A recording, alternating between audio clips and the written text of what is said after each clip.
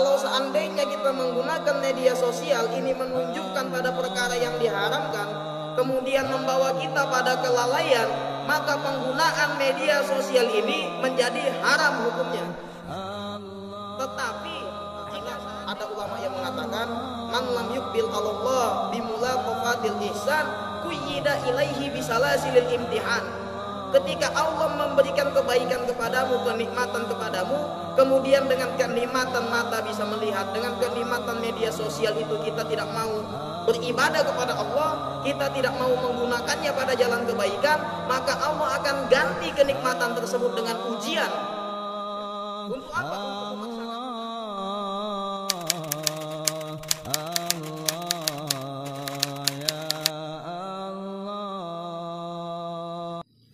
Kita sadari bersama bahwa hukum yang atau ketentuan yang sudah Allah turunkan kepada Rasulullah SAW itu berlaku dari zaman dahulu, dari zaman Rasulullah hingga nanti sampai hari kiamat. Itu menjadi keyakinan pertama. Yang jadi masalah, banyak pertanyaan. Mas, di zaman Rasul nggak ada medsos, di zaman Rasul nggak ada Android, nggak ada media sosial dan lain sebagainya. Lantas ini bagaimana cara menyikapinya?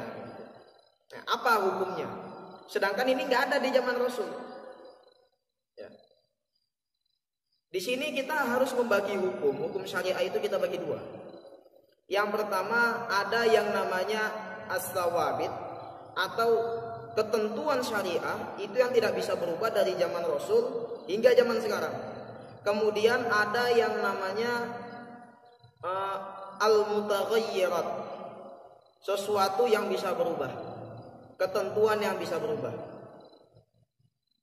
As-sawabit ini mencakup 3 perkara. Yang pertama perkara akidah. Nah, akidah ini mencakup 3 perkara lagi. Yang pertama tentang Allah Subhanahu wa taala, kemudian tentang Rasulullah dan tentang hari akhir.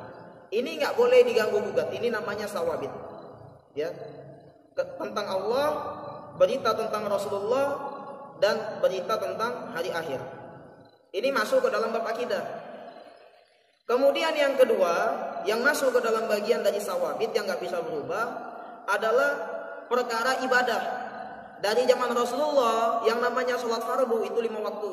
Subuh 2 rakaat, zuhur 4 rakaat, asar 4 rakaat, maghrib 3 rakaat, isya 4 rakaat. Ini nggak boleh berubah. Ini masuk ke dalam ketentuan sawabit. Ini dalam ibadah. Zina haram, riba haram, jual beli boleh dan lain sebagainya. Kemudian yang ketiga yang masuk ke dalam sawabit adalah akhlak. Akhlak kepada Allah Subhanahu wa taala dan akhlak kita kepada sesama. Kepada orang tua harus berbuat baik, kepada sesama tidak boleh saling mencela, tidak boleh saling menghina dan seterusnya. Ini diharamkan oleh Allah tentang hina menghina ini dari zaman Rasulullah hingga hari kiamat nanti. Itu sawabit. Jadi yang pertama tadi berkenaan dengan akidah, berkenaan dengan ibadah dan berkenaan dengan akhlak. Kemudian yang selanjutnya al-mutaghayyirat. Al-mutaghayyirat ini sesuatu yang bisa berubah dalam hal sarana khususnya. Dulu di zaman Rasul orang mau pergi haji pakai unta. Lah unta ini sarana. Ini masuk ke dalam mutaghayyirat yang bisa dirubah. Kalau dulu pakai unta maka sekarang boleh pakai pesawat.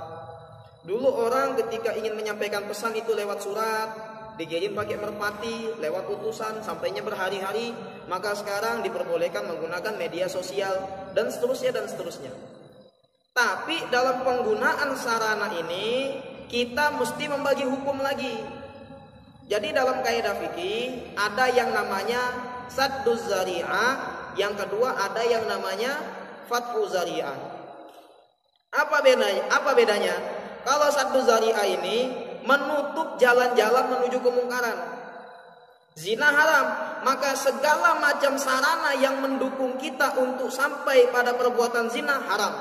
Pacaran haram, bermuamalah melalui media sosial yang nanti akan menjerumuskan kita pada perbuatan haram tersebut, itu diharamkan. Madalla ala haramin fahuwa haram. Segala sesuatu yang menunjukkan pada keharaman itu adalah perkara yang haram. Ini satu zari'ah. Atau al-amru bi syai'in amrun bi wasailihi. Perintah terhadap sesuatu, maka itu adalah perintah juga terhadap sesuatu yang mengantarkan kita pada hal tersebut. Jika kita diperintahkan sholat, maka segala macam sarana yang bisa mengantarkan kita untuk sholat itu juga diperintahkan.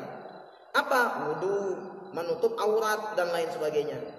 Perintah haji itu diwajibkan bagi yang mampu, maka segala macam sarana yang bisa mengantar kita untuk bisa menunaikan haji itu juga diperintahkan. Al-amrun bi syai'in amrun bi wasailihi. Perintah terhadap sesuatu adalah perintah juga terhadap sarana untuk menuju sesuatu tersebut. Kemudian yang kedua adalah fathu zari'ah, membuka jalan-jalan kebaikan. Ya. Apa saja jika seandainya ini tujuannya untuk mengenalkan suatu kebaikan atau untuk melakukan suatu ibadah, maka ini jadi ibadah. Sarananya pun jadi ibadah. Orang naik mobil cuma mau jalan-jalan, dengan orang naik mobil mau menginfakkan hartanya ke anak yatim, mau pergi menyambung tali silaturahim dan lain sebagainya, maka dia dari rumah menuju tempat yang mau dikunjungi itu perjalanannya dihitung sebagai ibadah. Perjalanannya dihitung sebagai ibadah. Jadi nanti kembalinya ke apa? Al-umuru bima qasidiha. Segala sesuatu itu dilihat dari niatnya. Nah, perkara medsos ini, perkara media sosial, kalau ditinjau dari hukum fikih, maka kita harus melihat, kalau seandainya kita menggunakan media sosial ini menunjukkan pada perkara yang diharamkan, kemudian membawa kita pada kelalaian, maka penggunaan media sosial ini menjadi haram hukumnya. Tetapi jika seandainya penggunaan media sosial membawa kita pada jalan ibadah, menguatkan kita terhadap keilmuan-keilmuan yang membawa kita untuk kenal tentang Allah, kemudian membawa kita pada kebaikan-kebaikan, maka penggunaan media sosial ini menjadi ibadah. Ya, al-amru bi syai'in amrun bi wasailihi. Perintah melakukan sesuatu, perintah juga untuk apa? Perintah juga untuk melakukan sarana yang bisa membuat kita sampai pada sesuatu tersebut. Nah, sekarang ini di media sosial banyak hina menghina, banyak saling hujat menghujat. Makanya dulu kalau orang berpikiran yang paling berat dihisap itu adalah lidah, ini kita kadang-kadang berpikir jangan-jangan di zaman sekarang ini yang paling banyak dihisap adalah jari. Kenapa? Karena banyak orang melakukan hinaan, melakukan caci makian itu melalui jari-jarinya, ketik-ketikannya. Jadi ini berat juga hisapnya, nggak ngomong dia ngetik, saling menghujat dan lain sebagainya. Nah, ini jadi haram. Ini berat juga hisapnya jari nanti. Tapi ketika kita menuliskan suatu kalimat di status, kalimatnya pendek, mungkin cuma 10 kata atau 8 kata, tapi bisa mengubah mindset seseorang, bisa mengubah pemikiran seseorang, atau mempengaruhi seseorang yang tadinya tidak baik, kemudian gara-gara membaca tulisan kita dia ingin berubah menjadi baik, maka tulisan itu menjadi ibadah. Ya. Penggunaan media sosial yang dia lakukan ini menjadi perkara dakwah, dan itu ada pahalanya. Itu. Jadi saya berpesan, marilah kita sama-sama bijak dalam menggunakan media sosial. Jangan sampai kita ditipu oleh sarana-sarana yang ada. Karena ada ulama yang mengatakan, man lam yukbil Allah bimulaqafatil ihsan kuyyida ilaihi bisalasilil imtihan. Ketika Allah memberikan kebaikan kepadamu, kenikmatan kepadamu, kemudian dengan kenikmatan mata bisa melihat, dengan kenikmatan media sosial itu kita tidak mau beribadah kepada Allah, kita tidak mau menggunakannya pada jalan kebaikan, maka Allah akan ganti kenikmatan tersebut dengan ujian. Ya. Untuk apa? Untuk memaksa kamu datang kepada Allah. Jadi kalau nggak mau datang kepada Allah dengan kenikmatan, maka kenikmatannya dicabut, diganti dengan ujian. Karena apa? Allah ingin memaksa kita datang kepada Allah.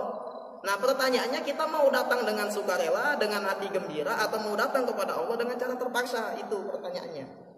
Ya. Oh, tapi ini kan media ini, kemudian handphone, Android dan lain sebagainya, ini kan buatan Barat, buatan orang kafir, buatan Cina. Apakah ini enggak masuk man tasyabbaha biqaumin fahuwa minhum?